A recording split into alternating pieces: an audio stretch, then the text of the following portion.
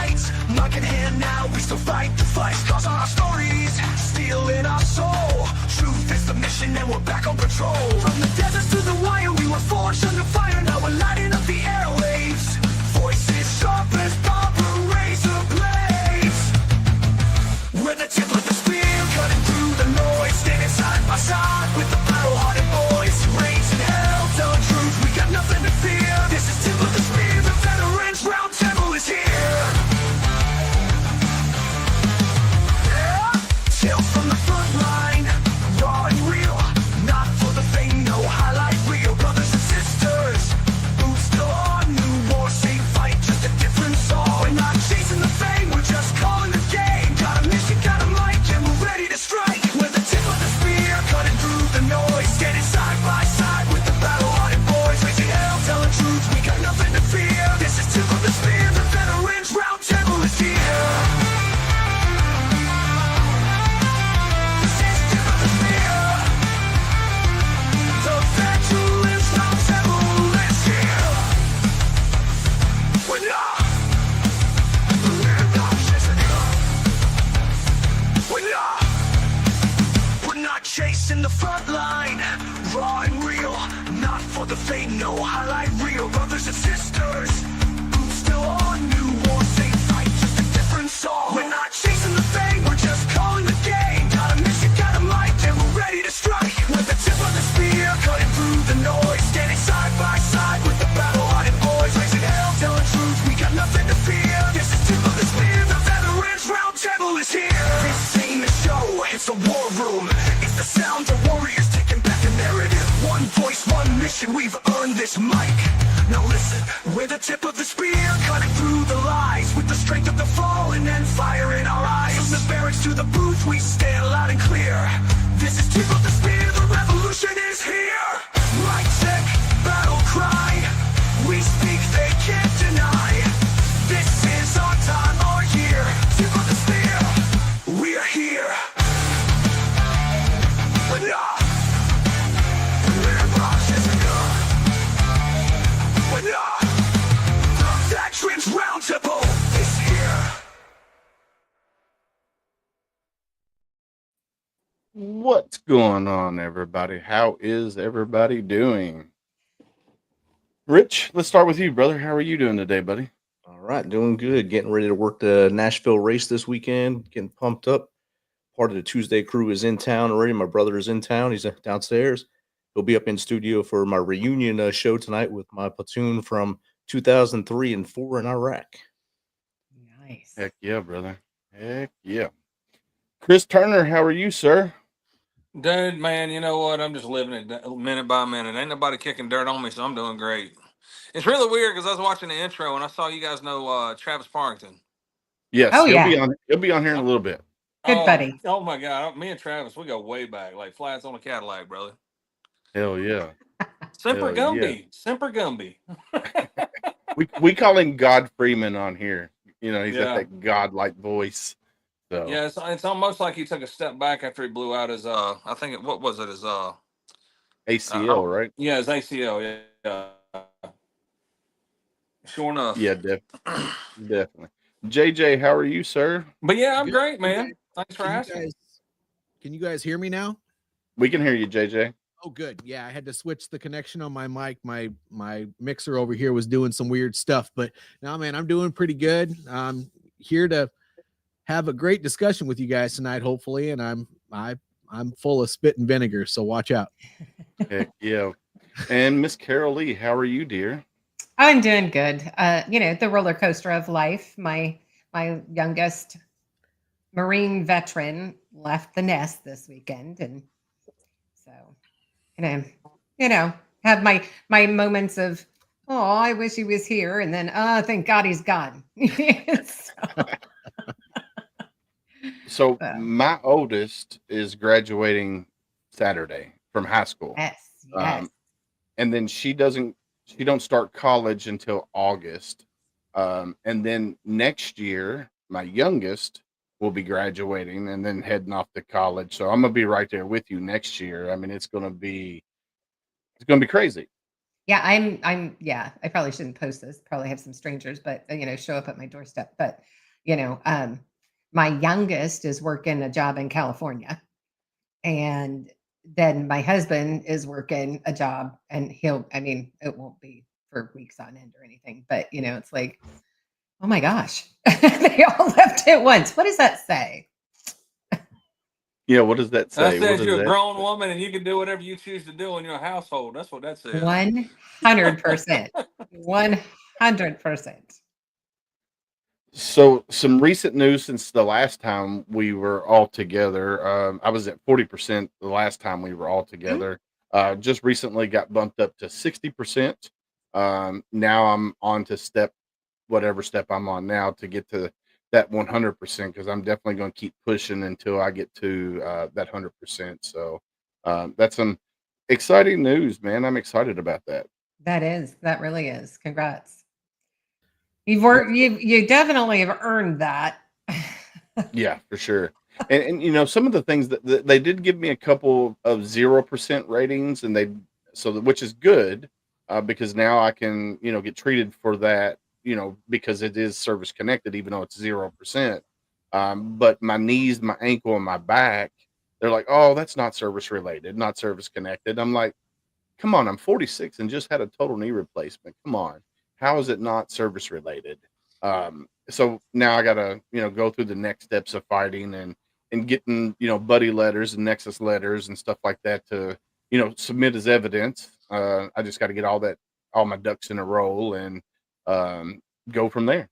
Don't So you wish it was as easy as throwing a 50-pound sack on their back and say, okay, now go walk 20 miles and tell me how you feel. right, right. Which hell, during a crucible, we hiked 45 miles in 3 days. Yeah. 45 Yeah. miles, three MREs, and 5 hours of sleep in 3 days. Yeah. And And that hike back to the rear, man, to the parade deck was, it was yeah. brutal. It was And brutal. mine they had a hurricane coming through. So they had to do everything in a day and a half. Mm, And yeah, and then of course it was freezing cold. And so they all like huddled together, like, but they Did did it. I'm assuming you in Tennessee, he went to the island, right? He did. He Yeah. did. So any good news that we want to start out with? Let's start with JJ. JJ, you got anything military related that you want to talk about news wise? Military related. Yeah. So the nonprofit over here, it's called the Veterans Liberty Center that I'm on the board of directors with. We are receiving the Governor's Volunteer Award next Wednesday. Nice. So that's kind of an exciting thing. Plus, I get to I don't know if you guys know what the ESGR program is, but I get to present an award to the one of the sheriff's departments around here, the Patriotic Employer Award, for doing great things for a couple of their service members that currently serve in the National Guard. They've been taking good care of them and supporting them while they've been having to leave their job and their family and stuff like that to go do military things. So I get to go present an award to that sheriff's department. So those are pretty cool military related things that I'm getting ready to do. Heck yeah. Heck yeah. Rich, what about you, brother? You got anything military news related that you want to talk about? Not really, except that the soldiers actually want to train now, so that gives them that job security, and it makes me happy that they want to train and come back alive. Doing that army training. Heck yeah.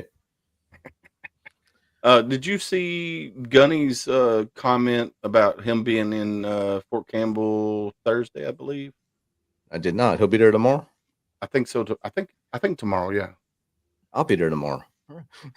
Yeah, so I think he wants to link up with you while he's down there. So heck yeah. What's going on in Fort Campbell? He's doing a presentation to the commander down there, whoever, the base commander or something. He's doing some kind of presentation down there. I don't know exactly what he's doing, but is it for the Mogadishu Mile? Either that or for Team Fast Trucks. I can't remember what he's doing it for, but yeah, it might be the Moog Mile. But I know they Let's got a see. big presentation down there with them down there. So Today there was a bunch of NASCAR drivers up here playing around air assault school and stuff. So hell yeah. Miss Carol Lee, you got anything? Military wise, no. Your No, son's gone. my son is gone. Both my Marine vets are out of the house. So, that's good. That's excellent. I did Hey, finally hit my 500 subscribers. So heck yeah. gearing up for that and to do a giveaway, but I was told to hold off because some people want to send some stuff to give away. And I was like, okay, Nice. yeah.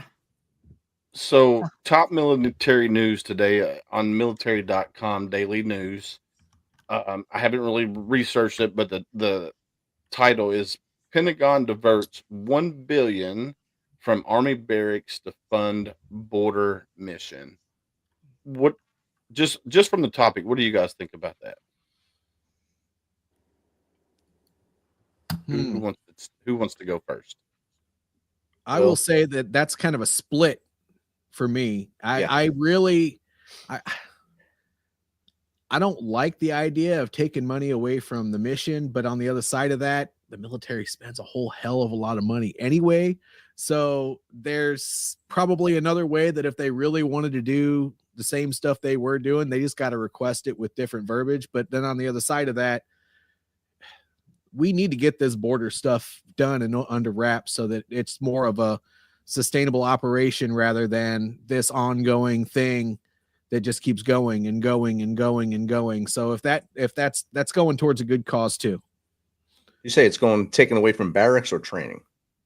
So this is so I just opened it up. It says the Pentagon is shifting 1 billion meant for maintaining and renovating Army barracks to instead fund its surge of troops to the U.S.-Mexico border. Well, So it looks like they're taking it away from Fort Campbell. basing it. They took barracks that my soldiers lived in 96 to 99, and for the third time, they put millions of dollars into these same barracks to cover the black mold Band-Aid, and then call them Valor barracks so they can move right back into them again. The same buildings, the same crap inside them, instead of building new ones. So I have no problem with them giving money to the soldiers who have went forward to that border and are doing that mission and doing God's work. What about you, Mr. Chris Turner? Man, I'm gonna tell you what. You know what? I slept in the middle of the desert with a freaking rock as a pillow and threw something up under me to try to keep me warm.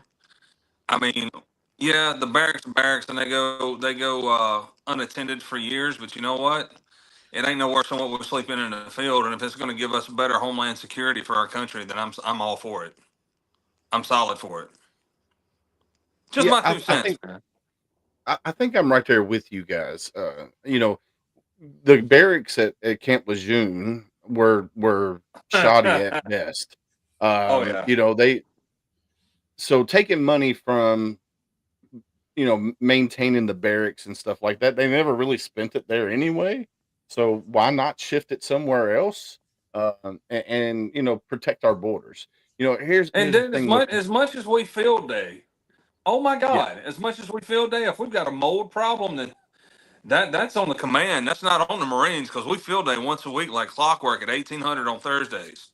Yep. It's like, yeah, give it to the border security, man. That's the way I look at it. They're going to have the active duty soldiers out there working on those damn barracks anyway. So I don't know what money we're saving or spending or what we're even talking about here. It seems like just a fancy way of saying we're reallocating money. Wasn't it last year that they had all of the branches went before Congress for their budget? Was it last year? And barracks for across all branches was a huge issue. And because they were asking, for more money for everything else. And then I guess there was a ton of complaints across the branches. And I mean, toilets not working and mold. And, when you have that many people in one area, but they'd already gotten approval for their budget. So, so it's at least, they're not just making more just to send it off. What's going on, Josh? How are you, sir? What's going on, everyone? How we doing? Doing awesome, brother. So This for time- you, for you guys out there that are watching now or watching later, Josh is a Marine Corps veteran. He runs the podcast Hoorah. Unapologetic Veterans. Semper Fi. So this is his first episode joining us on the Tip of the Spear. So we welcome you, brother. I appreciate it. I appreciate it. Yeah, this time change thing got me all messed up because when you sent me the link for it, it says it automatically synced to my calendar and it said between 7 and 8 my time. And I'm like, okay. And then I hop on YouTube and there you are. And I was like, well, I guess I'm late. Good, brother. The good thing about Tip of the Spear is people come and go throughout the hour or 2 hours we're on. So that's the whole premise is, 20 or 14 different veteran podcasters out there and we come and go. So you're good, man. So the topic we're talking about right now is the Pentagon diverts $1 billion from the barracks fund to renovate the barracks to fund the border mission. What is your take on that, Josh? Well, you said I'm a Marine Corps veteran, so I've lived in some barracks that probably should have never been lived in the first place. Um, I would say, at face value, that is kind of disheartening to the Marines, the sailors, the soldiers that live in the barracks, because quality of life is one of those things that we could argue that could improve, right? I know nowadays compared to when I got out, things are a lot better. However, barracks housing, that is one of them. I know when I left Camp Lejeune, the Marine Corps was putting quite a few $1 million into updating base housing. However, on the flip side of that, the border crisis, it is just that, it's a crisis. But me personally, I don't necessarily know if I was in charge, if I would do the same thing. Reason being is we have federal agencies that their sole job is literally to protect our border. Why can't we take money from something else and get more border patrol? Why can't we utilize the National Guard in that aspect? Like, why can't we? Hell, why don't we employ a bunch of veterans that don't have jobs? Most of us are trained. Like, put us on the border, right? You want to save money. Well, there you go. Like, hell, I'd love to go down to the border. I've heard some stories. I'd love to go. Yeah. Correct me if I'm wrong, but they are sending Reserve and National Guard troops to do stuff at the border already, are they not? Yes, they are. 100% they are. They were the first ones down there from each state, and the problem doesn't lie that we have National Guard or reservists. The reservists still come out of the same budget. They come out of the same federal budget. The National Guard, once they get activated to do a federal mission, they come out of the same budget as well. So it's still the same money pool. And if you hire more DHS agents or Border Patrol agents, now you're hiring 6 dudes that'll be about $400,000 to pay those 6 dudes anyway. So you might as well pay those soldiers and service members to go down there and do the job and make sure they have the right equipment.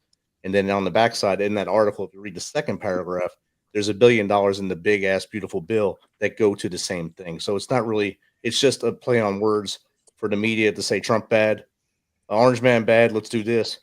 Let's make them look bad. But there's another $1 billion going to the barracks. Yeah. Do you realize how we could actually really remedy this conversation and this debate, and it wouldn't even be a topic of discussion? Take 500 million, give it to the border. 500 million, give it to the barracks, and be done with it. I mean, split it right down the middle. That way, there's no debate about it. Yeah. That would work. Yeah, I think. Well, I mean, like Rich just said, they're still sending $1 billion to do renovations on barracks, but it's just a play on words. Which is crazy. So, Let's see. Welcome to the Let's. world of politics. Oh yeah. Oh yeah. I stay far away from that world, about as far as humanly possible, because, well, let's just say I don't become the nicest person. Not necessarily like being mean to people, but when you start using facts and making educated statements, some people tend to get really upset very quickly. Oh yeah, without a doubt, man. Yeah. So here's another headline for you guys. Um, no Navy people on here right now, but also from military.com. Navy fires admiral who ran office overseeing unmanned systems. And then it says small ship. It says the Navy has taken a rare step and relieved a one-star admiral who oversaw the service's unmanned and small combatant programs, including one of its newest class of warships. This is Rear Admiral Kevin Smith was relieved from leadership of the program office by Dr. Brett Seidel, acting Assistant Secretary of the Navy for Research, Development, and Acquisition, as the program executive for unmanned and small craft. Smith oversaw the Navy's design, development, construction, maintenance, and modernization of unmanned maritime systems, as well as systems for mine warfare, special warfare, and expeditionary warfare. It don't really say why he was let go, um, but I didn't even know we had like unmanned ships out there. Did you guys? Yeah, for a lack of a better way to say it, yeah. Yes, we have unmanned pretty much everything right now. Yes. Yeah. I mean, I knew about the drones and stuff, but I didn't know about like small ships and stuff like that were unmanned. That's crazy. So it says here, oh, it does say why. It says loss of confidence in his ability to command. I So think that's their always go to, right? That's their Go-to generic reason. He probably had Uh, something to do with the other admiral that got busted for fraud. Yeah, Well, you that's know, for most of those guys, they're just going to find a nicer reason when it comes out publicly. It's going to only be a part of the story because they want them to be able to retire Yeah. with their good name. So they're going to say that he either stepped down or he was relieved of his command, and then shortly after he'll end up retiring because they want him to be able to keep his good rank and standing with the military. yeah. It says loss of confidence is a bipolar reason provided by the military services that can encompass anything from consistent poor performance by a commander or key evaluations to personal actions like drunken driving. And then it says um, a defense official told military.com on condition of anonymity that the reason for the firing was over a sustained claim of personal misconduct that was investigated by the Navy's Inspector General. Yeah, generic. So, yeah, just generic. Yeah. Sounds about right. Yeah. Josh, so Josh has started a new podcast called Unapologetic Veteran Podcast.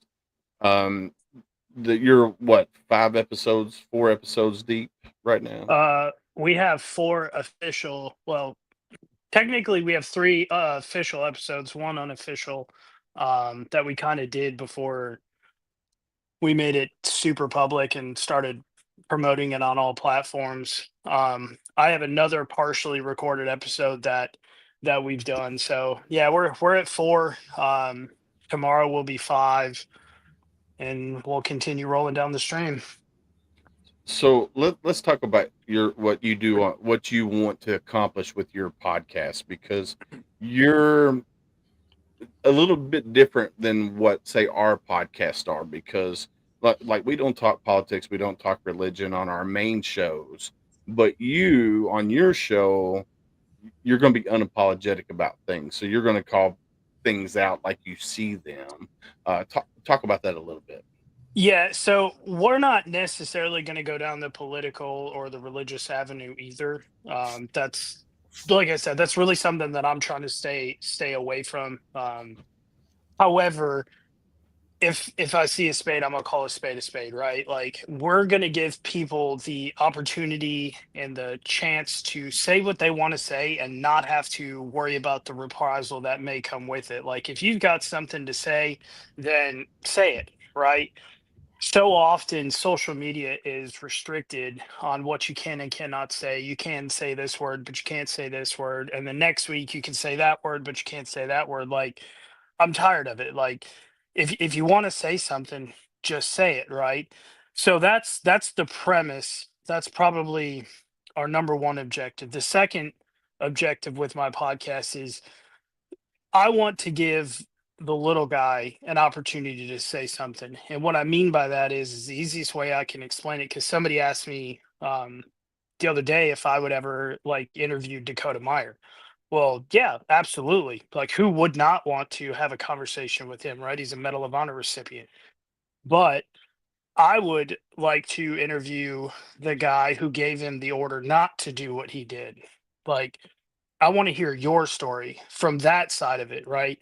Or, you know, yeah, this guy did this, but I want to hear what the guy who had a first person view of what happened, like to give those people an opportunity to tell their stories and their experiences, because so often we see people who get recognized or awarded. Sometimes they don't really want it. Sometimes they're not even here, that, they've lost their life. They're not even able to see it. But I want somebody who was there to be able to tell the story. Maybe not that person's story, but tell your story. Like, what are your experiences having been there and in that situation? And, how has that affected your life, knowing that you were the guy that told him to not do what he did, and yet here he made this heroic act and saved a bunch of people, right? Like, I want to know their stories. Like my father-in-law, for example, right? He did 2 tours in Vietnam, doesn't talk about it. I want to hear his story, right? I know I've read his award citations, basically his biography, if you will, but he doesn't talk about it at all. Like, I would love to hear his story. There's some guys that I work with who they basically say, "Hey, I was just doing my job. Like, I didn't do anything special, but yet you volunteered, you served your country, you did it honorably, like you did what you were asked to. Well, tell me your story. What did you do? Like, how has that affected your life? Like, how has that guided you on your path? Um, and what can maybe maybe he can learn from me, but what can everybody learn about your experiences and what you experienced? And then ultimately let's better our community that way.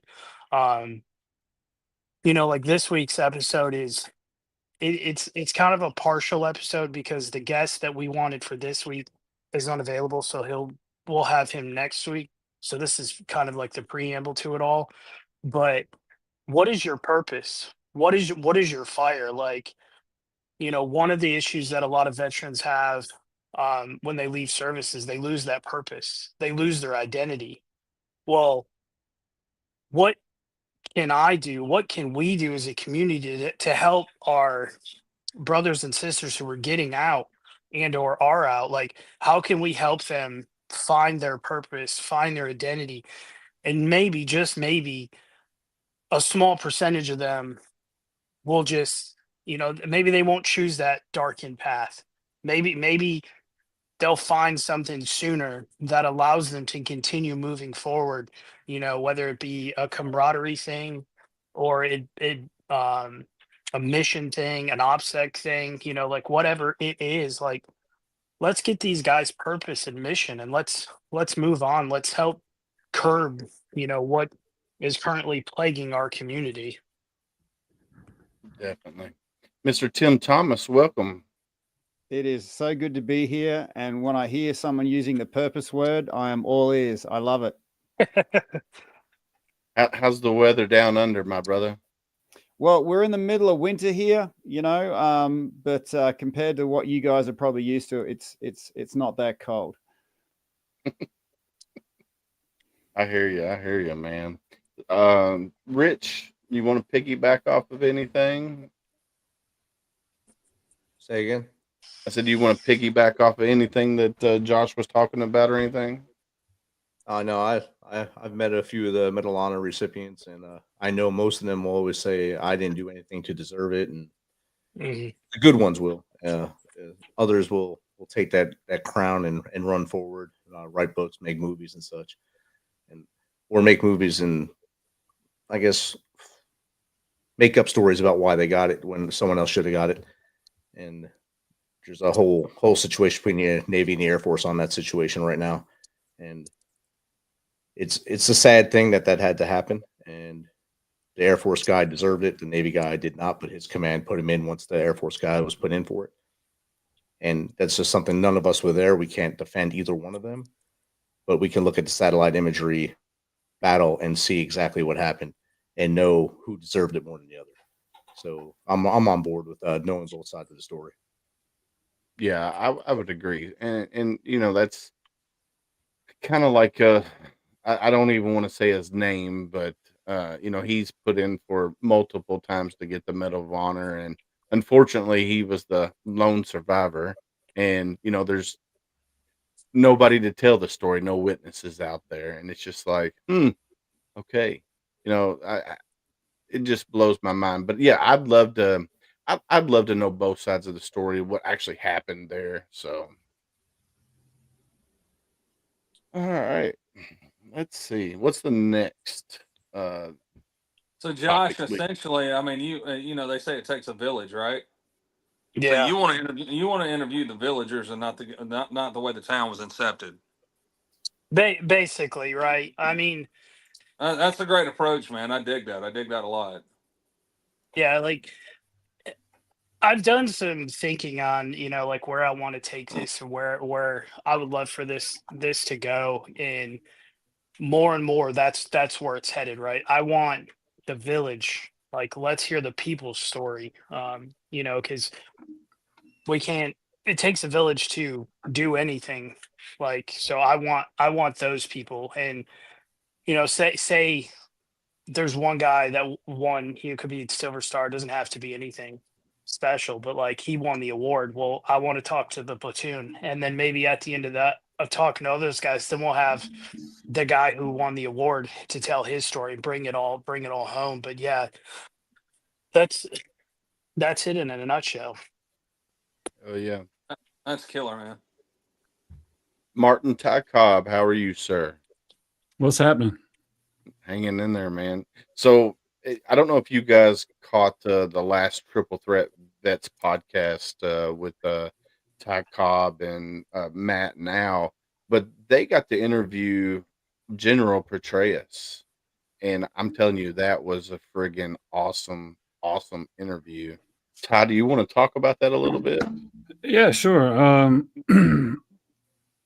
I served with at Fort Campbell from 1998, the end of '98 until like 2009. So there's a lot of time where General Petraeus was kind of like on top of the chain of command. Like I never worked directly for him, but like I was his PSD's commo guy, so I had close proximity. So I've been badgering him forever to just come on the show, and so finally he said yes. We recorded it a couple weeks ago, and then last night we kind of went back and forth and like set up the interviews. But just the information he gave, we didn't ask any questions about why did we go to war, why did you use this tactic versus that tactic, or anything like that. We were just like band of brothers and sisters kind of thing, just reminiscing over some of the old times and talking about some of the actual maneuvers and things we did, and just it was fun to catch up with him. So it wasn't one of those 60-minute things where we were like, why were you talking to that woman? No, we weren't doing that. It was just catching up with an old band of brother 101st Air Assault guy. Heck yeah. So one of our topics and that we were talking about before you jumped on, I don't know if you saw it or not, but taking funding from, say, base maintenance, like renovating barracks and stuff, Army barracks, and then shifting that to the border to supply or get the troops on the border. What do you think about that, Ty? Is that actually happening, or is this a notional or a theoretical thing? They said they were taking $1 billion from from barracks renovations and putting it towards the U.S. border patrol down there. Sometimes physical security and protective posture is more important than the people you have manning. I don't know what the numbers are. I've been out for 8 years, so my political answer, sir, would be, well, it's really commiserate with the physical protective posture that we have on the southern border right now. We have to move some of those funds over. But brother, I don't know. Like I don't pay that much close attention. My daughter's gotten married. We had that big interview, but I'll tell you, like, I do want the border to be protected. But Balfour Beatty builds barracks and all that kind of stuff for soldiers, so that's a tender place in my heart too. So I don't know what's the consensus thus far. What are y'all thinking? So we were thinking that the border needs to be secured. I mean, it is a crisis right now. There's so many illegals coming into the country, and I say that with this, like if you were in the Middle East and you illegally entered a country there, more than likely you're going to wind up being either shipped back or shot on sight. So we don't do that here, and I don't have a problem with them coming from Mexico into the U.S. as long as they do it the right way. If they go through the process, coming here illegally and then doing crimes. I'm not saying all of them do. I'm not saying that at all. But the ones that do come here and that commit heinous crimes, I think our borders needs to be more secure. I think that's my take on it, and I think I can't speak for everybody else. But Willis, can I ask you a question? Does any country have a right to have sovereign borders? does any country have the right to have sovereign borders? That's a good question. I would say yes. This is why I went to frickin' war, man. Like, if you want something beautiful to grow, in my observation, you got to have boundaries. And any culture, no matter how beautiful, if they can't maintain their boundaries, stuff gets taken. And if you look at any sort of culture before they established, their township and all the beautiful stuff inside, they would convert all their resources to creating a perimeter, a boundary, a wall around their citadel. Because once that wall was built, then, okay, we can relax now and work on the stuff that brings us, joy and happiness and connection within this community, having that control of their boundaries. So to me, I dive into the theory of what is the, I think I've said it all there without trying to put too much more on it. I think that it's very important to be clear. So a lot of people say, well, not all of these people are criminals that are being kicked out of the country. Well, there are some people that probably aren't having a close enough look at them, and they were probably trying to go through things the right way, and that got overlooked. But I would say the majority of these people came into this country illegally, probably worked illegally, did everything illegally. They are just as much criminals, regardless of the circumstance that caused them to want to leave their country initially and come into the United States. I'm not saying that they didn't have a bad situation that they're coming from. Not saying that at all. But what gives them the right to break the law and come in here when there are so many people that fight so hard to do the right thing, to come into this country and still struggle, still go through heartbreak and the whole 9 yards, and not always get in here, not always get their green card? But then you have people that just wander across the border. That's just not okay. But that was the way it had been from the top down. And that's why they did it and came in such large quantities. Yep. So. And I'm not saying that these people didn't come from bad situations. I know for a fact that a lot of these people, they would go across the border, drop their kids off, and then go back just because their situation back home was so horrible that they wanted their kid to live in a better place. I get that. I'm not saying that they should stay in their horrible situation. I'm just saying if they want some sort of a right to come into this country, they need to fight for it just like everybody else does. Yeah. Oh, I agree. Because if I come from a bad background, man, like I grow up and I'm mentally and physically abused, and then I turn into a serial killer, guess what? I'm still going to go to jail for killing people. Yeah. So if you come across the border and it's not legal, regardless of where you came from, you're a criminal. Period. You're breaking the law.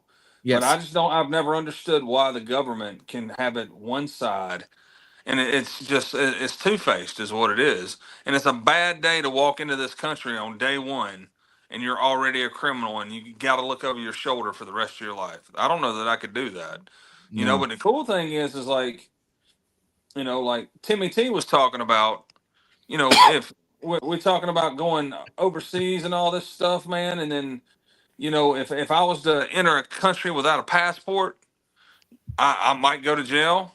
I might be executed on sight. I mean, you know, why do we have to be the world's welfare system? Is what I don't understand. So Hell, I don't even 100% agree with our own internal welfare system all the time, let alone no, trying to support everybody else coming in and taking all the benefits. Another conversation offline that we can have is about that particular topic, but this is not the place for it. No, it is not. I'm not trying to open that can of worms. I'm just saying. Yeah. Well, if you go to me, if you go off the idea of helping others, you have to sort of look at certain numbers. All right. So if you're in a position of strength, you can help others a whole lot better. Mm-hmm. And if your resources are getting completely taxed, and the image I have in my head is, okay, you've got a lifeboat, okay, and you can fit 10 people in that lifeboat. But if you and you can look after 10 people in your lifeboat, and everyone works, everyone's going to live. But if 100 people try and get into that lifeboat, everyone's drowning. Yep. So there's a certain critical mass there that, yes, we're here to help, but if there's too many people trying to get in the lifeboat, they're going to drown and we're going to drown. Mm-hmm. Wow, you know real math, and you come from a military. I was going to say our military pulls up for basic training in a cattle truck that says max 80 people and put like 160 folks in there. I don't know what you're talking about. You got me, JJ. Stacking people on top of each other on the back of a 5-ton, dude. Let's roll. Hey, Will, we can't let Tim come in here anymore. He's too smart. That for certain in Marine Corps math, we just count the boxes in the crayon box and be done with it. It's like, hey, I got my grade 10. Oh, heck, bar. So let me ask y'all this. All right. So we have all these hundreds of thousands of people migrating, you know, towards the border, right? And, you know, in Gitmo, you know, we got our bases there, and then we have the big open spot in between. Then there's another fence, you know, separating. So there's separating Gitmo from Cuba, right? So why couldn't we do something like that at the border, and you know, put up some temporary housing? So you know, if it takes somebody to come through the country, you know, legally, you know, say they got to go through the process, it takes 6 months to a year, whatever, right? And we do some kind of temporary housing, you know, on the other side of the border before they come in. What would you guys think about that if we decided to do something like that at the Mexican border? I think they tried that. the last administration, and now they're tearing all of those down. Okay. Because it became an open invitation, right? It's like, oh, throw them here, we've got room, and they would put more resources to housing more. And that is what, I guess, I can't say it was the catalyst, but it certainly didn't help with that. So would it, well, I'm gonna have to do some research on that to see if it worked or not worked, or, you know, I know because the numbers dropped so much. I had read an article the other day that literally, like San Diego, prime example, they're actually tearing down some of the soft-sided structures that they had housing migrants because they don't have the numbers anymore. Okay. Well, and there was a lot of scrutinization from the current political arena, we'll say, saying that they weren't screening well enough. They were letting too many people pass through. They were doing all kinds of stuff. And so these little camps that were set up were not doing what they were supposed to do. But then there were a lot of people that worked there. And I mean, there's just a lot of back and forth with that. I don't know what the real story is behind that, because I've seen so much media on both sides of whether it was right or whether it was wrong, that who knows if that's even, I mean, in theory, I like your idea, Willis. It's a viable solution. It takes manpower. It takes all kinds of things to be able to make that happen, but I don't know. But I know they definitely had it. They had it. The last administration. Yes. They definitely did, in droves. They spent a lot of money housing them. A lot of money. Yes. Okay. Not to mention when those got full, they'd ship them off to other places and cities and put them up in hotels. Okay. Not that, I think, if they put some good thought into it and a way to ensure that, only X amount can fit in, can go into each one of these locations that they do. And any more than that, you got to stay on the other side until we get these passed through. Well, I was talking about putting those soft shelters on the other side of the border, not on our side of the border. That'd I'm have to talking be through the other country, though, wouldn't it? Yeah, that would take some treaty between the two countries to allow a space in another country to be U.S. soil or something like that, so that we could operate our operations in another country, kind of like the status of forces agreement we have with a lot of other countries. I mean, you would have to do something very similar. And with all the crap that our nation's leaders, I'm not calling out anyone specifically, that they're saying about how horrible the Mexican government is, that I don't know if they're going to even allow something like that. Okay. I think the biggest problem that we face right now is our government and our politics in the U.S. is so divided. And the problem with that is like to try to do anything to secure the border. I mean, you got Trump, you could have Abraham Lincoln trying to do it, but it's so divided right now to where their term would not be long enough to be able to secure it. And that's the biggest problem. Because, I mean, prime example, when Trump was in office, he started the wall.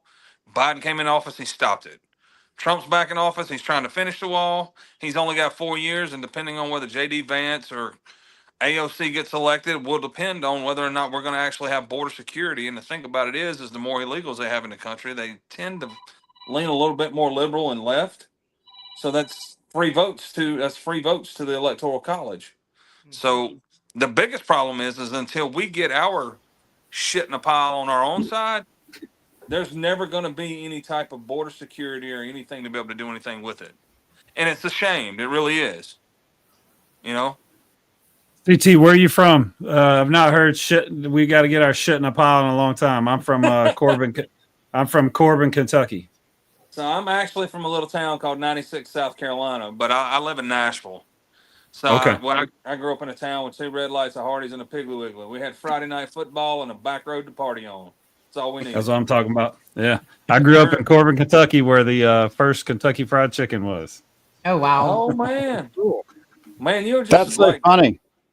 That's all about Colonel Like in Sanders Australia, right we have a lot of great white. In Australia, we have a lot of. I grew up in a small redneck town as well. We had a lot of great white sharks in the water, and everyone was terrified of great white sharks. And we might lose maybe 5 or 10 people a year to these species. That's but all. it's funny how you mentioned KFC, right? Because tens of thousands of people die from coronary disease, but there's no one going, hey, there's a bucket of chicken in the water. Everyone stay out. Hey, I do believe that at least my algorithm, maybe because I've been losing weight, but my algorithm says that fat people are shunned again. Like we don't like fat people anymore. That's what I get from my algorithm, because my 350 pound body, like it says that there's a lot of fat shaming out there. I think. Do you see that? Oh, I no, think look, that if there's a way to get money out of people, they will find it. And positive only gets people so far. The negative is really like, if someone's stabbing me in the side, I'll pay more attention to that than somebody giving me a handful of grapes, And so it's once, but the problem is I'll share with you something, Ty, and everyone here. They did an experiment once with a mouse. They attached a little coil to its tail, and they measured the amount of force that it exerted going towards the cheese, like something that it wanted, and it was like 300 neutrons going towards the cheese, right? But then they put the smell of a cat in there, and it went from like 300 neutrons to 1200. Right? It was like triple the amount of motivation going away from something it didn't like. And the algorithms kind of got us figured out. If they want you to do something, they'll hit you with the stick and not so much of the pineapple. Yeah, my algorithm on social media is like either like John Shrek McPhee, David Goggins, Joe Rogan, Sean Ryan telling me, stop eating all that fast food, and I totally agree. I think it's right. So for me, being callous to take it, it's there. But like some of the ads I see, there's like, shut up, don't eat that donut, fat boys, like Full Metal Jacket stuff, and I'm like, hey, I totally agree. But it's something. Well, Dude, my question to you is, what are you Googling? What are you Googling? Because that's going to take you to all the stuff. Oh yeah. Weight loss, like you and all that stuff. Probably buying lower sizes. Like I was just wondering about, like, anyway. I have yet figured out said algorithm or how they work or whatever. But I do know that I see a bunch of stuff in my feed where it's like, everybody's loving the dad bod right now. So I don't know if it's necessarily fat shaming, but I'm just like, what the hell? I don't think I even qualify as a dad bod yet. It just talks about stupid stuff, man. It's not even veteran related, and it's called. I don't know if we're going to be SEC or whatever. Are we free to speak freely here, guys? Yeah. Hey, we were just talking about like electrons and algorithms and stacking our shit right. I think we can talk about anything we want to right about now. All right, so I've got this idea for a podcast where it's like you see, like I saw something in my feed today about this woman's like, oh my God, they took away my welfare and all this other stuff from my 10 kids, and somebody ratted me out on TikTok, and I want to start this podcast called "The Fuck." Really? Really? We're really going to have that conversation right now. Let's take a deep dive and talk about it then. And just like stupid stuff that you see online, it's like, you got to be kidding me. Really? Because, there's some stupid stuff in the world, man. CT, I've just had a flash up at the name of your podcast. 2 words, common sense, underneath, the new superpower.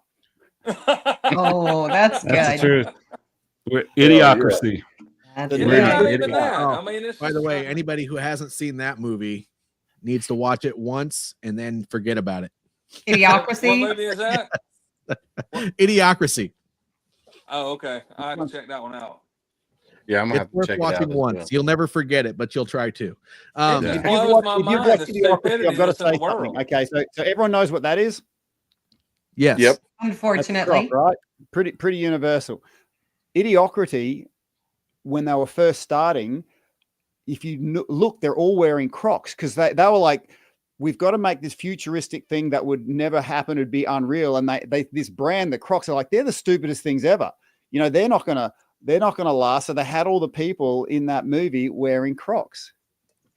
Yeah, they did. I noticed that. Actually, my wife pointed that out. This is a reminder. Somebody's got a reminder. Somebody got a reminder. Well, Timmy T, you know what's up? You live in the land of the great white shark, and you got a piece of Florida right on your foot. You got to love it. I don't get it. Piece of Florida? What do you mean, like the Sharks? The Crocs, man. You got the Crocs on your feet. Crocodile. Yeah, Yeah. they are further north of my position, but the great whites are mostly in South Australia. In fact, in 2 weeks, I'm flying over to South Australia to swim in these waters because I notice it's the best nervous system reset when you're in a food chain and you're not the head of it. Like I feel like as humans, no, I'm serious. This is definitely. Again, the fuck is wrong with you, brother? Hey man, Tim, you don't have to I go anywhere. told Just you, go man, I swim. got Just go something. swim in your ocean. Oh my gosh. But hear Let's me go out. swim with the sharks, they said. Because, yeah, I know, right? But I'll try and explain myself here because us humans, like our forefathers, did too good a job. Like we got some pretty high quality problems. Like losing weight, that's a pretty high quality problem, you know. And I'm sure there's people in certain countries looking at us and going, "Oh shit, they've got so much food. They've got TV programs called The Biggest Loser. You know, they must be having they're living in the land of the abundance, right?" So because and my sort of thing is us humans, we have, and this is what I love doing. I love showing the superpowers everyone has underneath their own skin. It's the knowing your own awesomeness is the step to being sovereign, I believe. And my observation of myself is when I'm in a comfortable environment, I naturally match that environment with my energy levels. I am what I marinate in, right? And then when I go and swim in these shark-infested, green, murky waters, something inside of me goes click, you know. And these things, they're intelligent and interactive. So if they show up, they've got a sense that can look through you. So if I'm in a fearful state, they'll sense that. All right. And so when I'm in that state, my courage fails me. And so for me to actually be 100% in that moment, I have to give up all my desires. I have to give up my desire to see another sunset, to walk on the land, to see anyone I care about. And in that state of total, getting rid of anything that I'm hanging on to, I've reached this moment where I am in this moment and I can deal with anything. And I put it to everyone listening, when you're at 100%, there's not a goddamn thing you can't handle, you know? And the scaredest I ever was in Afghanistan was on the very last mission. And I understood what fear was because it was a basic mission. We're hitting a historical target. The officers just wanted to get one last door kick in before we left. And I didn't have any fear, but on this last one, we're about to step off. And then a thought went through my mind, oh, it looks like I'm going to survive this deployment. It'll be really nice to, do a little holiday, with the family afterwards. And then it was like a curtain of fear just fell over me because there was something in my future that hadn't happened yet that I was trying to hang on to. And it was like I went from 100% processing power to like 2% processing power. And I understood, holy shit, fear as I observe it, and this is just an offering, fear as I observe it is relative to how much we want to hang on to. Mm-hmm. Yeah. So for me, my nervous system, yeah. Sorry, the just to mind tie is it all your in. best friend or your worst enemy, man. It just depends on how you process information. It truly is. You're right. And back to what Ty was talking about earlier, how he thinks that there's might be a lot of shaming in one way or the other. And that's absolutely true. But there are some people who are heavy that feel like they're being shamed because they need to be thin. There are people that are too skinny that are being told that they're thin and they're being told that they're too skinny. Somebody who is maybe not doing enough on their social media. And so you're doing the wrong thing because if you're not doing this, then you're never going to grow your damn business or whatever the case may be. But at the end of the day, you just got to do you. Mm-hmm. And if you're worried about what you're not doing, then you're probably missing something that you should be doing because you're living in this fear cycle. So you got to get out of that and just be you. Don't focus on the negative crap. Focus on the stuff that you're doing that's right. Because there's always going to be somebody telling you that you're damn wrong. Yeah, because of bullying and shaming that I've heard, like through my daughter, I know like teenage girls, man, that cut themselves because they're not happy with their appearance, and it's so sad. And I'm like, back in my day, and back in our day, I say my day, our day, it's like, you know what? If you wasn't happy, you suck it up and you drive on. And if you misbehave, you got a belt across your backside, right? Mhm. Nowadays, Mhm. it's like hands off, you can't touch, because if you do, you're going to jail. It's just like, man, you know what? They my kids. I pay for them. I ain't trying to beat them with my fist or nothing like that. But if you get out of line, you know what? My mama made me go pick a switch, and I go grab a daggum oak branch, hoping I was gonna get out the whooping. I mean, So that's so the I definitely got spanked when I was young. You know, I'm about to turn 50 this year, so I definitely got spanked when I was young. Switches, all that kind of stuff. Nothing crazy. I don't have any like crazy elaborate stories, but I did like pop spank my kids probably up until about 14. probably up in yeah, probably up until my 21-year-old. That is, you know, I probably stopped spanking her when she was 4 or 5 or something. So, you know, 16 years ago. Yeah, something like that. So when did y'all stop spanking your kids? Like because And of they those? stopped getting in trouble. You tell them, Carol Ann. Yes. I'm telling you. Preach, When preach, I preach. mean, and now I was raised, you know, in that you don't cuss and, you know, all that kind of stuff. So, but I'll tell you, I apologize for my banter tonight. I'm so you're sorry. fine. You are absolutely fine. I just don't. However, That's the when my Marine in me. kids, when my Marine sons come home, I have put my 32-year-old in the corner. I kid you not. Don't mess Because with mama. no, there is a line, and you know, you have to respect that line. You're here in my house, respect it. But truly, Exactly. my kids have, when my youngest Marine, he graduated boot and he was stuck in holding, waiting for MCT. And you know what he says? He Ooh. calls me and he is so angry. And I'm like, what's wrong? And he goes, these damn kids have never been beat once in their life, and it shows. You know, parenting, regardless of how you do it, there have to be boundaries. Yeah. And kids will test those boundaries. Yeah. And you know, conversation works. Once in a while, you have to take it just a little bit past that. And you know, I don't 100% agree with negative reinforcement, because I think that's just bad leadership and bad parenting. But on the other side of that, sometimes a kid just wants what they want. And so there's a certain point where they've crossed that boundary enough, and it's time to lay down the law.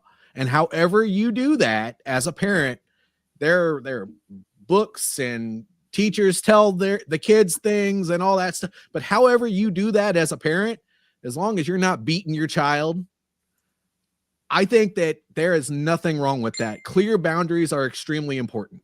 Yeah, JJ, I want to concur with that, because we have to get away from the idea that a slap is just a tactile interaction. You know what? And I got an autistic daughter. She needs that percussive force for her to feel grounded in her body. Okay. Words won't work for her. And I'm not saying I beat her. I'm saying I had to do a lot of physical therapy that, if you looked at it from the outside in, would actually look like, you know, what's he doing? He's picking her up and crushing her on the ground and doing all these things that were physical therapy for her brain to come into alignment. And I was one of those kids where I needed a tactile interaction. Words didn't work for me. And you know, something interesting happened to my boy when he was in primary school. So in schools these days, you can't touch a kid. So there was one kid, like you said, JJ, they were looking for a boundary, and they were being so violent with everybody. And I said, Corbin, and my boy was talking to me about this. I said, Corbin, if he hits you with an open hand, that's one thing. But if he hits you with a fist, that's intent. Okay. And if he hits you with a fist, you hit him back and hit him before he even hits you. Okay, and hit him hard so he knows you don't want that he's found it. He's not supposed to do that. And while all the teachers were forming all these committees and trying to have all these assistants come in, my boy smacks him, and he immediately said? Oh, I'm really sorry.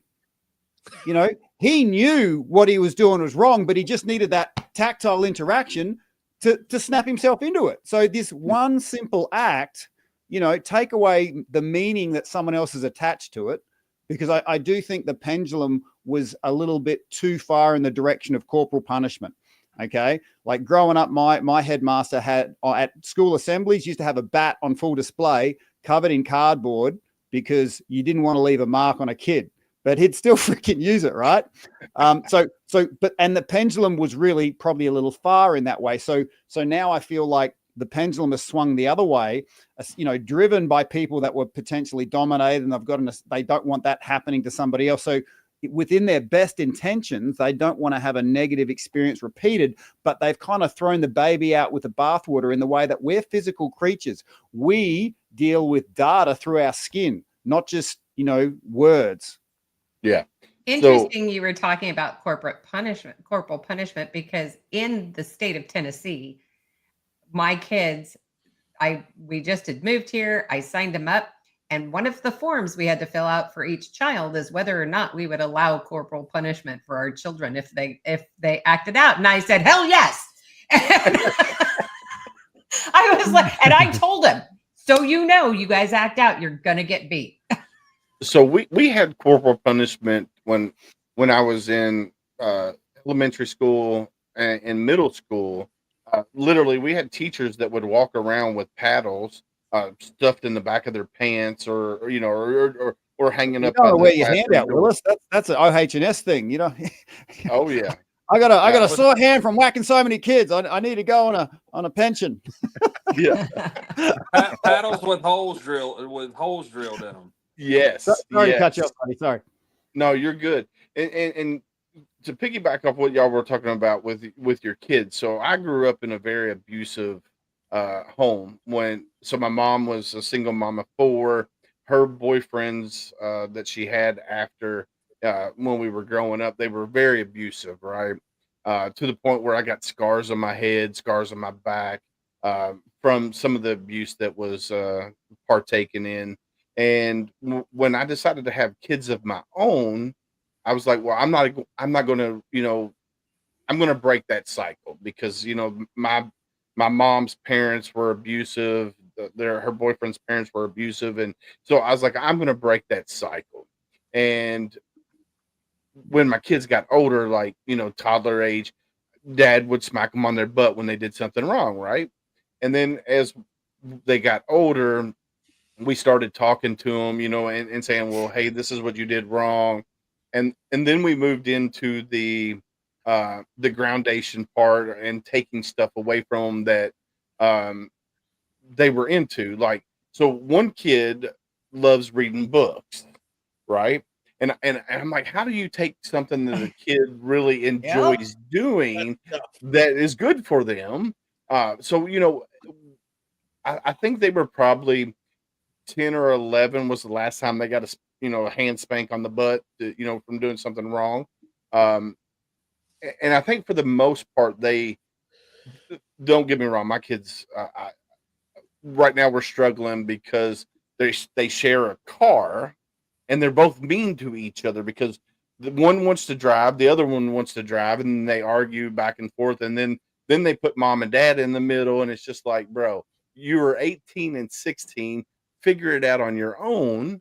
And my wife earlier today, she sent a text and she's like, man, I just want to drive that car into the river and just forget about it.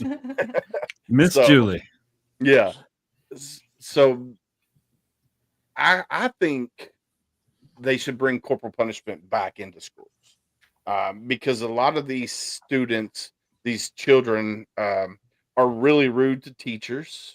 They're very disrespectful, and some of them don't want to. I mean, they need to be there, they have to be there, but some of them don't want to be there, so they cause disruptions in the classroom and stuff like that. Me personally, I think they should bring some form of corporal punishment back, but put limitations on it. That's my 2 cents on that. I think, though, it really starts at home. Now, yeah. obviously, like your situation and, Willis, my situation, and several, right? I mean, our generation was a lot of that. And, you weren't telling people, what happened in the house stayed in the house, kind of a thing. But Yeah.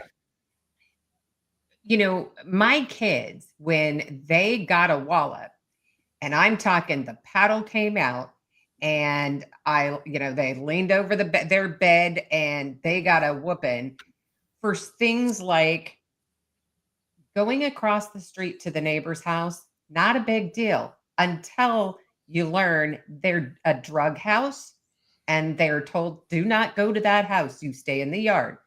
5 minutes. I come out, they're gone. They come out the drug house eating food. Mm. Right.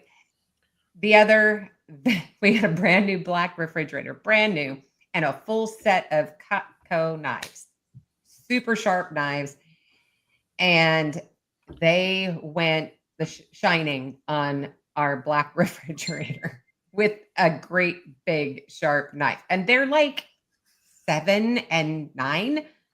You know, I mean, they get a whooping. You know, I mean, it's things that's really important for them to really get that, you know, this is not good. Well, until their mind figures it out for themselves, their body needs to know that this is a pain. There is pain involved here, and what we do as parents is, okay, this is going to cost you 5 cents worth of pain, but it's going to save you $5 million worth of pain later on. And that's the role of a parent, you know, to remove the obstacles. And sometimes you've got to really impress upon before they understand, because you've got the understanding, they don't. They just know two colors, you know, I'm going to get whooped or I'm not. And I think you're so right, Carolee. And you know, my parents did the same thing, because I was a goddamn little shit, you know. And in public, Mum used to say things that wouldn't mean anything, but then you'd remember them later. I'm like, oh, I really must have embarrassed my mother with my behavior, you know. But again, it didn't mean anything until I had the understanding that, oh, that was wrong. But before that point, you know, that tactile interaction done in a loving way is shouldn't have the attachments of someone else who has experienced abuse in that one. Right. And the thing too that I always say is that you can't tell a kid, whatever the age, you can't tell a kid that, you know, if they do something, here's the consequence, but not follow through. Because anytime you tell a kid not to do something, they're gonna do it. Oh yeah. And if you don't follow through, Curiosity killed the cat. So Satisfaction brought him back, though. Well, the thing we got to remember about kids is that they start off, I mean, the very basic instinct was to cry to get their way. They talk to you through crying. So it's not selfish, but it is selfish. Everything is about them. And as they grow through the years, you have to teach them that it's not just about them anymore. There's more to the story than that. And you know, they'll try to cling on to that because kids do, but it's our job as parents to teach them how to, I guess, in lack of a better way of saying it, grow up. I mean, as we get older, things aren't just about us anymore. We got to take care of ourselves, sure, but at the end of the day, there's a bigger picture that they have to worry about. And so we got to teach our kids that, and they fight that. And so I don't necessarily always agree with corporal punishment, but there are sometimes, like, gosh, my daughter was so upset one day that I don't even know what my son did. Neither of them even said it, but I caught her whooping him. She's a couple years older than he is. This is like 5 years ago. Now she's 18. So I don't know. She'd probably still do the same thing if I didn't teach her this at a young age, but I said, stop it right now. Leave him alone. And he kind of smiled at me, and then she kind of gave me this weird smirk. And then the very moment I started turning around, I still out of the corner of my eye looked, and she cocked up like she was going to do it again. And I'm just thinking to myself, really, right now, you're just so upset. You can't hear anything else that's going on around you, that you got to rely on your basic instinct to whoop your brother's ass. So I went and I handled it. I didn't whoop her necessarily or anything like that, but she got a SWAT and got sent to her room, and she cried for 30 minutes. And I just kind of shut the door and said, do what you got to do. But, you know, the kids are just so selfish at such a young age, and you have to teach them how to make life more than just about themselves and defend what they want only all the time. and there is a boundary to cross. And boundaries, will know boundaries, if you cross that boundary. We were just talking about sovereignty of boundaries, you know. True. Yes. So I got a question real quick for the group, and then I'm gonna leave you guys with it. All right. And I don't watch the news. I just get it through hearsay and people that I talk to. Right. Yeah. So I have been told. I'm a huge fan of Pete Hegseth, by the way. I mean, stuff like that. But I have been told, and I've not researched it, so you guys tell me if I'm right or wrong, that he is making a push to try to eliminate the female from being in our military. Is that accurate? Or is that far from the truth?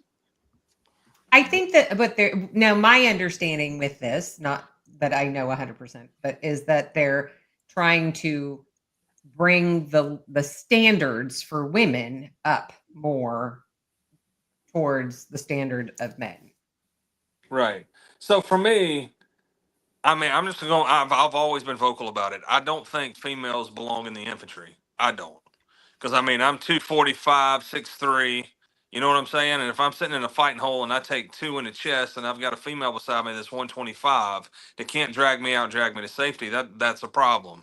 It's a Unless safety you're issue. G.I. Jane. Yeah, Well, exactly. CT, can I offer you something there? In Australia, we actually ran the numbers and we found that it wasn't financially sustainable having females as in the infantry, because what they found was, for every guy that makes it in the infantry, there's a pyramid of guys who didn't make it that get injured, right?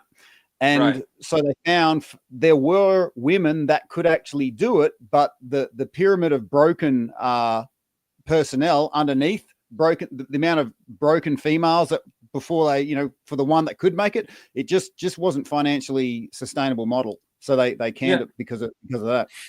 Yeah, the reason I asked the question is because my daughter's trying to get into the Coast Guard, right? She got flagged for 2 or 3 waivers, and she just graduated high school on Sunday. So, and then I find out something about they let the commander of the Coast Guard go, and she was a female and all this stuff, and I'm just wondering what it looks like for my daughter moving forward. Yeah, but my understanding is the reason that they let her go was something more to do with what she was, not following the orders of those above her. Officers appointed against her, yeah. Now, but like I said, I don't watch the news. I don't have a dog in the hunt. So I quit watching the news in 2012. So I just wanted to get it since we're all vets and we're sitting here talking about it. But, but with that being said, if you was going to exclude all females from the branches of service, I don't agree with that, because I'm like, you got logistics, you got comm, you've got admin, you've got so many different job titles that they would be more suitable for than being a SEAL or being recon or being in special forces or being in infantry. Well, Not saying they can't do it.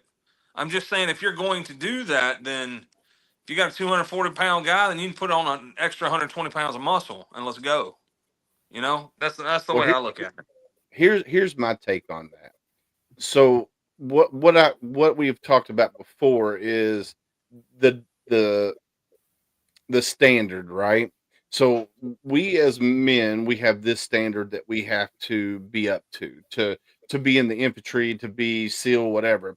They shouldn't lower the standard so No. females can join. Agreed. I think if they want to be in the infantry, if they want to be SEALs, they want to be a ranger, whatever, then the standard needs to be equal across the board. Across the They board, shouldn't lower the standard just so they can let a female go into a combat role. Not saying I agree. not saying females can't do it, because Right. I've known some females out there that can whoop my ass, and I'm a scrappy little fella, and I can hold my own, but Oh yeah. I think the standards should be across the board, should be the same. Yeah, I just wanted to find out. I didn't know if it was like a mandate that was happening, or if it was just misinformation that I got from like my colleagues and my peers. That's all. Yeah, I don't think they're doing that. I've heard a lot of stuff that's going on lately, and I have heard the thing about changing the physical standards for what they have to do to perform on the like PT tests and stuff like that. But I have not heard anything about them eliminating females altogether. So JJ, you still active duty? Yeah, No, I am not. Nope. Oh, I okay. retired in 2018. But you're still well in the know. I know quite a few people. Sure. Somewhat, yeah. I got you. Good deal, man. That answers my question. I was just wondering whether or not the waivers was going to be as easy as one would think, or if they were just going to get like, I guess you would say stop loss if you want to, because she's female. That way, I don't try to give her unrealistic expectations, if you will. That's all. Mhm. Yeah, that was the Yeah. reason So for the my question. daughter, my oldest daughter's actually getting ready to be. She's going to college, but she's going to go into the Air Force because she wants to be in one of the 3-letter agencies. And That's why you my know, she's daughter's doing it in the Coast Guard. That's exactly why she's doing it. yeah. So I don't think they're trying to eliminate females in the military. I don't think, for one, that would be friggin' stupid on our part as Americans to allow that to happen. Because there's but yeah, then again, I think it just needs to be the same standard across the board. If they want to be in the infantry, same standard. It shouldn't be okay. Here's the male standard. Here's the female standard. No, because like you said, you're 6'4", 250 pounds. I don't want a 5'1" female trying to carry you out of a combat zone. She and Right. wind up herself getting shot or killed. Yeah, it just doesn't make sense. It's yeah. If you Jay, live we in were a talking country, about. Go ahead, JJ. I'm sorry. I'm just saying, if you live in a country and you want to serve, I don't think you should be denied the right. That doesn't mean that you I agree. qualify for every job. I mean, if colorblindness can disqualify you from being a pilot, then why can't you disqualify a female because she doesn't meet the physical standard to perform certain duties? And there, Right. by the way, there are a lot of jobs that you have to pass a physical standard for, that they don't talk about that. But say you work in a warehouse, there's actually a manual that requires that you are able to do certain tasks that may require you to lift a certain amount of weight or do certain things and stuff like that. And so how is that any different than performing in a combat scenario? Well, there you need to be able to do certain things if that's going to be a regular part of your job. So female, not female, it doesn't matter. If you cannot perform the duties because you're not able to drag a big heavy guy out, and that's who most of your unit is, well, I mean, if that's part of the metal task that you're required to perform as a regular part of your duties, then that should disqualify you from whatever role that you're trying to go into. Oh, I yeah. agree, man. I mean, because the recon's got an end doc. You either pass the end doc or you don't. Yeah. I mean, it blows my mind. But the bad thing about it is like if they were to do that, we was talking earlier about being a divided nation. If the administration was to eliminate females in the military, you talk about being divided, man. I don't know. There's any way back from that Mhm. No, because it would be. it would be horrible. And that's the reason. Whenever I heard it, I was like, yeah, I think that's probably a lot of scuttlebutt that you're hearing. It's not 100% accurate. Chris, that shit's not going to happen, man. Well, hey, Not I'm in gonna this leave y'all day and with it. age. Good to see y'all. Take care. We'll be of in yourselves. touch, Chris. Semper Fi. I'm gonna Yes, get you ma'am. linked Y'all with be good. everybody. Semper Fi, brother. All right. Devil Semper Fi. dog. Yeah, he'd be a great guest for a lot of you guys' show out there, for sure. Yeah, I already emailed him. I emailed him a couple days ago. Nice. Yeah, I need Nice. to email him too. That'd be a fun conversation to have. Oh, dude, Yeah, I he had him. I he need to reminds get me his of my contact. hometown. Yeah. I So- didn't realize he was so close to me. Well, the funny thing is like, so we had him on our show just recently, right? And we were sitting there talking. He served in the Marine Corps from 97 to 01. He was in boot camp right before Gunny and I, so he was like a month ahead of us in training. He was 3rd Battalion, we were 1st Battalion, and we went from there to School of Infantry, and he went to his school, wherever, I forget where he said it was. And then he was stationed at Camp Lejeune, where Gunny and I were stationed at Camp Lejeune. It was like, dude, it's such a small world, and it's just like, holy cow. Well, and But didn't yeah, you guys? I watched that episode. Didn't you guys also do your short tour overseas to the same Yes. place in the same? Okinawa. Yeah, he went to Okinawa. He was there for a year, and we went there for 6 months at the same time. It was like, dude, it was crazy. So It got On- your conversation got so detailed that you were talking about certain names. Hey, do you know this person? Do you know that person? yes, it was awesome. I mean, it just by happenstance, I saw him on TikTok long time ago, and I reached out to him. Where'd Ty go? Oh, But anyway, so I reached out to him. I said, "Hey, bro, love what you're doing. Love your music. Would you mind coming on the show?" And he's, heck yeah, he's like, "I'll do it." And so we brought him on, and it just we like most Marines, we built that bond right instantly, and super excited about that. So Yeah, and I can't believe he was 10 miles down the road from me Saturday, literally yeah, at one yeah, of my favorite haunts. yeah. So He plays there quite a bit. I'm From gonna have what to get that schedule.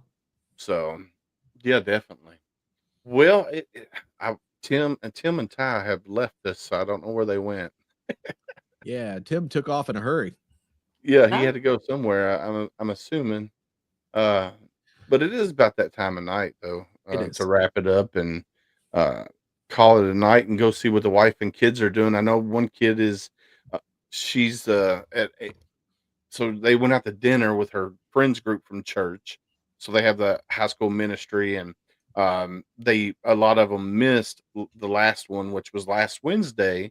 So her group, I think it's a small group. I forget how many kids are in there. They're like, well, we're gonna go um to dinner. So they went up to the local restaurant, and then my other one's upstairs doing something, and then my wife is out with her women's group.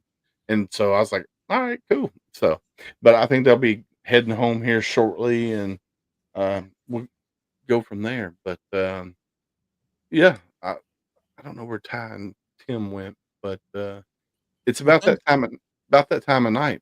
well, yeah, it is. thanks for inviting me on here again, and thank you for doing this once a month. I really enjoy these. So, I mean, Well, as long as you're still willing to have me, if I'm available, I'll still drop in. I definitely will. I mean, we're going to continue this on.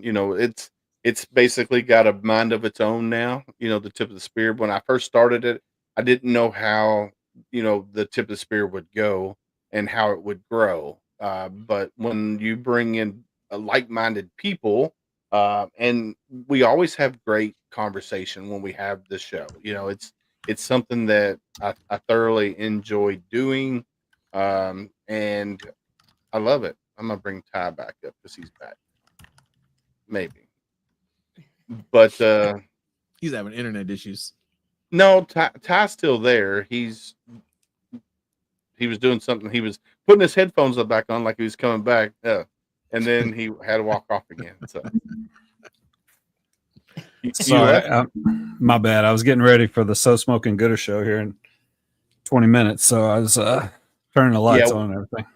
Awesome. Well, we're wrapping it up anyway. So we're going to do closing statements. I don't know where Tim is, but we'll do closing statements real quick. We'll start out with JJ. Well, as I said, thank you for bringing me on here. I always appreciate, as I said, being a part of this. I think that anytime you get a bunch of veterans in one space to talk about important things, regardless of whether it's a veteran focused issue or not, I think it always turns out to be a fun time one way or the other. And I think we covered a bunch of good stuff today. So I'm going to continue doing this, and thank you for bringing me on here. Well, thanks for coming. Miss Carol Lee, you're up. Well, again, yes, thank you very much. It's always a blast coming on and having the conversations that we have, and just hearing from people in the chats as well, and what they have to say. And I just want to remind everybody, you never know who you're going to meet, and they could be a veteran, and just be kind to everybody that you meet. So Hell thank you yeah. again for having me. Well, thank you guys for coming. Mr. Ty Cobb, you're up, sir. Hello, David Willis. Come in here with me, David Willis. All right. Let's see. There you go. I really wanted to thank you for 2 years ago. Somehow we came across each other. I started a podcast with Al Hero, Scott Blake, and Matt Johnson. And then, it kind of culminated with last night. I'm going to toot my own horn for a second. Excuse me. We fucking, interviewed the former director of the CIA, former general for the 101st Airborne Division, where I served for 10 years. So, I mean, a lot of the networking that we're doing the way that I'm being able to interact with people, the network that we're building, that you pass to me, I pass to you, the people I've met, the people I've been able to actually have a pretty cool connection with is it's been a lot of fun. I love the guests. I love when we have guests on here and we can all kind of like shark attack whoever's coming on to, you know, share their superpower with us. And I really dig that, you know, that's cool as hell. But what I like the most is just the camaraderie that we have. Like I pledge in the future, if we don't have something, this can be our sounding board, you know, because we have, you know, Rich LaMonica, who I just absolutely love because he's a 101st guy. I'm pretty damn tight with you for us to be geographically removed. We have a good network of stuff going on here. So when we don't have guests, we can just be sounding boards for each other, get here, cut up, you know, have a drink, talk about some stuff. It made my night to be able to sit here and talk to CT there in that accent, because that reminded me, you know where I'm from, man. I'm from Corbin, Kentucky. Yes, everybody in my family sounds just like that dude. So to hear him talk tactical military shit and be country as fuck, you know, it was just cool, man. So I enjoy the network that we've built. I remember helping with the graphics when you first started doing this Tip of the Spear. So thanks for letting me be a part of this, man. I look forward to it getting bigger and better. Well, brother, I love our bond that we had from minute one, like when we first started talking and stuff like that. And it just continued to blossom into a great friendship, great brotherhood. You're, you know, they say your friends are your family you choose. And I can tell you right now, you are my brother, and I will always have your back. And I do need to pick your brain offline about some of the things you do with your graphics and stuff, because I like some of the things, but I think I kind of figured some of it out. But no, man, I love what we built here with the Tip of the Spear. And I got you podcasting 101, baby. Dude, June 4th. Yeah, if you're not on Cav Arts, which is the Challenge America Veterans in the Arts, go to cavarts.org, sign up. Ty, myself, Rich, Travis, we are starting a platform on there called the Art of Podcasting, where we get to share our knowledge with other veterans, and we're super excited about it. June 4th is the launch. We're going to do a live episode within Cav Arts, so you have to be actually a member of Cav Arts to see it. Right. So super excited about that. I'm gonna bring everybody back up for my Yeah. closing statement. I do got to bounce because of the thing though. I got to get on the other show. All right, brother. Be safe. Good seeing All you, right, Ty. peace. Okay, Lee, JJ, we'll holler at y'all soon. JJ, you got a freaking voice, man. Like I got to get you on to do. Introducing now, Ty Cobb, Al Hero, and Matt Johnson. Like I got to come on your podcast, and I'll do something stupid, and you come on mine, and introduce us. That'll be cool as hell. All right, brother. Y'all be good. Take See you, care, brother. Guys, this is something right here. You're not alone. If you're out there and you're struggling, you're a veteran, reach out to somebody. You're not alone. We've been through there. Somebody's been through there, you know, similar situations. So you're not alone. Hashtag be someone's stranger. Listen, we as humans, we're more apt to talk to a complete stranger than the ones we love the most. So be somebody's stranger. If you're out and about and you see somebody looks like they're having a bad day, go up to them, say, "Hey, how you doing?" And if they give you the red flags, "I'm okay, I'm living a dream, I'm hanging in there," then you have to ask the next hard question. How are you really doing? But you have to be ready for that conversation. It could be a 5-minute conversation, could be an 8-hour conversation. So be ready for that conversation. Hey, Willis, can I share something? Yes, sir. And it's on exactly that. So yesterday I was over at the actually it was an outlet store. I was buying some new shoes, and there was a gentleman who walked up to me. He said, "Man, you look like you've served in the military. Are you a veteran?" And he was wearing a hat that was Vietnam. He was an older gentleman, and he just looked at me. He's like, "Oh man, I could tell you were military. I didn't know you were retired, but thank you for serving for so long." And I looked at him and I said, "You know, thank you for saying that. But I just want to look at you, because more than likely when you did serve, people didn't say it to you enough. And I thank you for your service. Waterworks immediately. Yeah. And, you know, he was obviously just looking for another veteran to connect with in that moment. And I'm glad that, you know, God bless both of us. And I, you know, he chose me. He said something to me, and I feel like my words were the right ones for him. And as a result of that, he walked up to me again. He's talked for a few minutes, but right before he left, he kind of caught up with me and he said, you know, I needed something from someone. I just needed some kind words. And I know what you said didn't probably mean much to you, but it meant the world to me. So thank you for saying it. And so just that one random act of kindness to say something nice to somebody, you never know what people are going through in that moment. And obviously he was going through something, because otherwise he wouldn't have had the waterworks. So like Carolee and Willis just got done saying, make sure you're kind to as many people as you can, as often as you can be, because it's going to pay off in dividends. Yes. Amen. Amen. Guys, June 25th will be the next Tip of the Spear Veteran Roundtable. So make sure you like, follow, subscribe to every podcast that's on here. They might not have been here tonight, but they're still here in spirit. So make sure you go subscribe to everybody's YouTube channel, Facebook pages, and follow out all the great content creators that are on here. All these podcasters are amazing. That's the reason why they're on the Tip of the Spear, because they're amazing. And they genuinely care about you, because you're not alone. But like we always say on Tip of the Spear, stay safe out there. We got your six.